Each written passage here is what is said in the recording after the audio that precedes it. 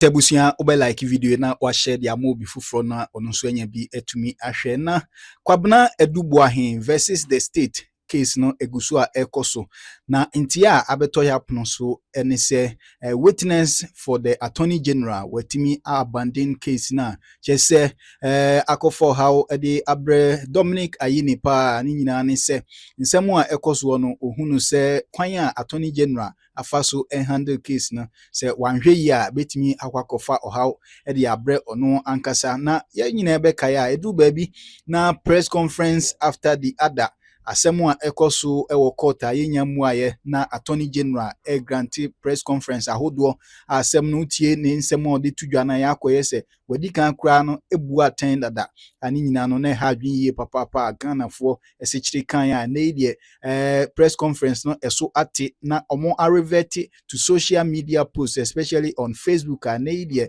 deputy attorney general Seram Sai obekono na oye post ahodo efa nsemu a ekoso wo court ho na nsemu a o posting nso no yakoye se ubu aten sansem no ha dwinye papa Ghana lawyers bi edi omanu atum sensemu a ekoso no this is not how constitution or a democratic country the constitution ene ye adwuma no you see efaso handle cases of such nature. Na mempesi ebejibre na yakwakutie the latest update on the case ekoso between Kwabena Boahen and the state. This is Kwabena Boahen. Do you know where the case is gone right now? So in the witness box, give me the court card. Give me the court card. Let's start with the court card.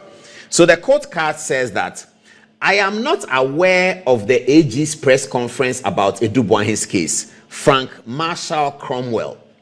This is where we are. This is where the embarrassment has come to. Dominic Ayini held press conferences discussing Kwabena Boahen, what he has done and what he did and what he has done and da. He said he has filed the charges and he even called the charges the thriller in Manila. I think at that time, Dominic Ayini felt that this was some child's play. It was a joke. So he came to press conference bragging and called this the thriller in the Manila. That thriller in Manila is Muhammad Ali's something. We can talk about that another time. But this is what Dominic Ayini came to say, because he sounds like a newspaper editor who is looking for a headline. That's how the press conferences look like that. It looked like Dominic Ayini is a newspaper editor, or he's listening to a newspaper editor who is trying to design a headline that can catch the attention of people in traffic so that they can buy the Chronicle, they can buy the Statesman, they can buy the Crusading Guide. It looked like that's what Dominic Ayini was doing. That's where the disappointment was for most of the lawyers, because law is in a completely different area. It's a different kettle of fish for law in terms of finding out whether somebody has done something wrong or not. Journalism is a whistleblowing activity. That's what we all do here. And that's why the libel laws protect the journalists, because journalists are whistleblowers. We may not necessarily have the evidence, but we are whistleblowers. We blow the whistle, you check it out, and there's no evidence, fair enough. But attorney generals are not whistleblowers. Attorney generals are the principal legal advisor to the government. Principal legal advisor to the government. And in Ghana, an attorney general is also the minister for justice. He is the minister who is supposed to deliver justice. Justice must ooze out of the attorney general, because he is the minister of justice. You have an attorney general who does not keep the principles of justice. He arrests people anyhow, he says anything, he does a press conference. Cromwell, let's get back to the court card. Cromwell said that Cromwell says, I am not aware of the AG's press conference about Boahen. What is the AG's press conference? During cross-examination, learned counsel for the defense, Atachia, asked Cromwell, you are the investigator. You must have provided a basis for those press conferences that were held by the Attorney General. This is what the Attorney General said in the press conference. Can you deal with it? Cromwell says, me, wallahi, I don't know anything about any press conference. We selected 2 videos of the press conference for you to have a look at. Let's go to the video number 1. I believe the video number 1 is saying about Boahen's homes and houses and all of that. Have a look at video number 1. Now, today something happened in court. Counsel for the defense told the judge that whatever I had said was a figment of my own imagination. But of course, he is entitled to earn his fee.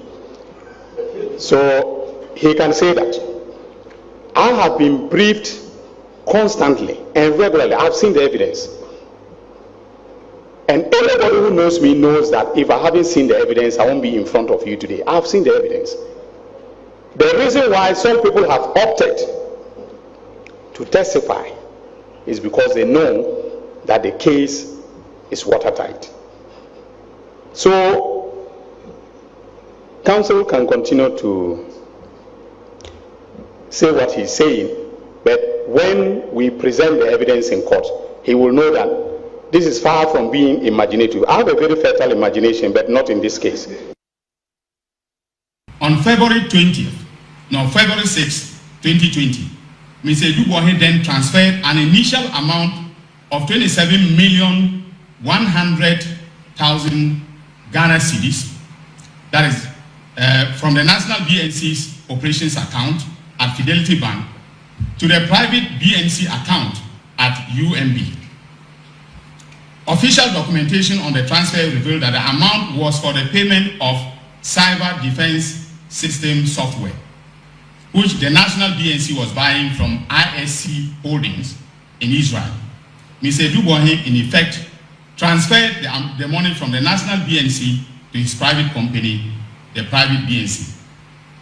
A review of the transactions on the bank accounts reveals that once the funds from the National BNC landed in the account of his private BNC at UMB Bank, Mr. Boahen caused his private BNC to transfer an amount of 9,537,520 Ghana cedis to ISC Holdings in Israel.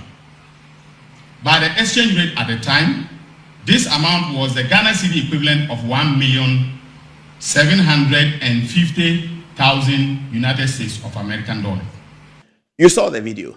That's Dominic Ayeni talking about Adub Boahen has this, Adub Boahen has that. The investigator says he doesn't know anything about those things. He doesn't know anything about property. He doesn't know anything about it. That he didn't even pay attention to the press conferences. You heard what Dominic Ayeni said in the press conference. He said, if Atachian knows what I know, that if Atachian knows what he knows, and what he meant by that is that he has seen some document. Now, if the investigator, who was the principal repository of the information relating to all the findings about Adub Boahen and the other accused persons, if the investigator says that I do not know about the press conference, then how did Dominic Ayeni's press conference tell us that from what he has seen, this is what is going to happen? You see the bizarre state in which they have reduced the office of the Attorney General to. The very bizarre state in which they've reduced the office of the Attorney General. Is not a gossipy office. The Attorney General is gossiping. Why are you giving me this all the time? Sorry. The Attorney General is gossiping. A whole Attorney General is a gossip. That's what he's doing. You go and hold press conferences. We come to court. The investigator says, I do not know anything about those press conferences. Watch the Attorney General again in the second video where he's talking about Thriller in Manila. He's bragging. He's really bragging. He's showboating who he is and how he's going to deal with the Adub Boahen trial. Since the trial began, Dominic Ayeni himself doesn't come to court. Srem Sai didn't come to court on Monday. Look at the video. Ladies and gentlemen, when His Excellency John Dramani Mahama, the President of the Republic, observed that the entire country was a crime scene, he knew what he was talking about. Some people bashed him for it, but the President knows because I brief him on a constant and a regular basis on what is happening with respect to our investigations. We are working diligently on several dossiers that will shock the conscience of the nation. If what suspect Adub Boahen and his wife has done is like a thriller in Manila, please brace yourself for a rumble in the jungle in the next few weeks. Thank you very much, ladies and gentlemen. That was Dominic Ayeni, the almighty Dominic Ayeni, at the press conference, doing big things and trying to show that Adub Boahen had stolen money. Now, they come to court and the investigator says, I do not know anything. I cannot confirm anything in the press conference. Was it not the same press conference? Was the same investigator's report that they used to do the press conference? The Attorney General, the investigator, Cromwell, is throwing you under the bus. Cromwell is throwing you under the bus. He says that he doesn't know anything about your widely proposed and widely publicized press conferences gossiping about people's money and people's homes and watches and bags and all the gossiping that was done at the press conference. Your investigator says he doesn't know anything about it. He's the investigator whose reports we all believed you were relying on. And that's what your people made us believe, that you are relying on the investigator's report. You have heard in court, you were not there, but you have heard that the investigator says that he doesn't know anything about the thing you are saying. He knows nothing about it. Zero about it. What do we do now? Learned Attorney General appointed under Article 88, the very sacred Article 88 of the Republican Constitution of 1992, under which you have been appointed. That sacred article, we cannot protect the integrity of Article 88. The learned Dominic Ayini, we cannot now protect the integrity of Article 88. We can't protect it anymore. Article 88 has now become a platform for gossip. One of the most sacred articles of the Republican Constitution of 1992, Article 88, which is appointing a principal legal advisor to the government. We can now use that platform to gossip, and an investigator will come to court and say that he does not know anything about the press conferences of the Attorney General. This is where you have brought us. This is where we are. Please, take us up. Take us higher. We belong higher. We don't belong here. You have brought us too low. Take us higher. This is Ghana, for God's sake. This is Ghana. Look at the history of attorney generals. Look at Godfrey Bain. Look at Kwao Swansea. Look at Ian Moore. Look at Obeda Samoa. Why are you doing this? Why are you doing this?